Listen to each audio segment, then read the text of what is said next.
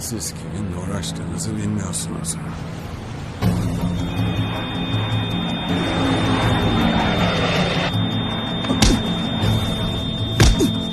Aç gözünü!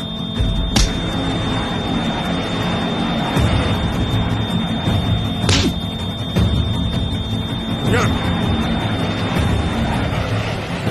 Aç gözünü! Aç dedim sana!